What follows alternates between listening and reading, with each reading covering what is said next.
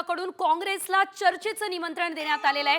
3 डिसेंबरला चर्चेला येण्याचं निमंत्रण आहे। महाराष्ट्र विधानसभा निवडणुकीतील फेरफारच केल्याचा आरोपही काँग्रेसने यावेळेस केलेला आहे। तर आयोगाकडून काँग्रेसला सर्व कायदेशीर समस्यांचं निरसन केलं जाईल असं आश्वासन सुद्धा देण्यात आलेलं आहे। मोठी बातमी खरं तर आपण बघतोय। या संदर्भात आपण अधिकची अपडेट घेऊयात आमचे प्रतिनिधी प्रमोद जगताप यांच्याकडून। प्रमोद, आपण बघतोय आता काँग्रेस संदर्भात खरं तर ही मोठी बातमी समोर आलेली आहे आणि केंद्रीय निवडणूक आयोगानं थेट चर्चेसाठी निमंत्रण दिलेलं आहे। त्यामुळे आता ईव्हीएम संदर्भात नेमका पुढे काय निर्णय होतोय बघणं महत्त्वाचं असणार आहे। काय सध्या घडतंय?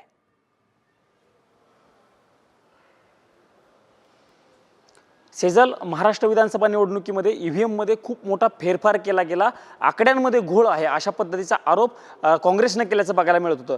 काँग्रेससोबतच जे विरोधी पक्ष आहेत महाराष्ट्रातील त्या पक्षांना देखील आरोप केलेला होता आणि त्या अनुषंगानं काँग्रेसनं केंद्रीय निवडणूक आयोगाकडे एक तक्रार दाखल केली होती आणि त्या तक्रारीनुसार आता काँग्रेसला 3 डिसेंबर रोजी निवडणूक आयोगाकडून चर्चेसाठी निमंत्रण देण्यात आलेलं आहे।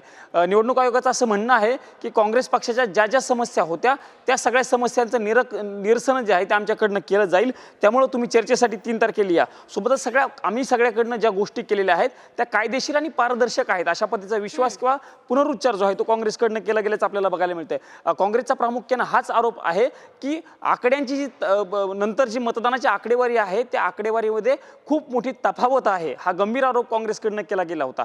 5 नंतर सायंकाळी जे आकडे वाढले त्या आकड्याबद्दल काँग्रेसकडनं संशय व्यक्त केला होता आणि त्या अनुषंगाने ही तक्रार दाखल केली होती। बघावं लागणार आहे की 3 डिसेंबरला काँग्रेसचं शिष्टमंडळ ज्यावेळी चर्चेसाठी जाईल त्यावेळी नेमकं निवडणूक आयोगासोबत कशा पद्धतीची चर्चा होती आणि चर्चेनंतर तरी काँग्रेसचं निरसन होतं का हे बघणं महत्त्वाचं असणार आहे। निश्चितच धन्यवाद प्रमोद दिलेल्या सर्व सविस्तर अपडेटसाठी। त्यामुळे आता ईव्हीएम संदर्भात खरंच निवडणूक आयोगाकडून काय निर्देश दिले जातात, काय यावेळेस सूचना केल्या जातात हे बघणं महत्त्वाचं असेल।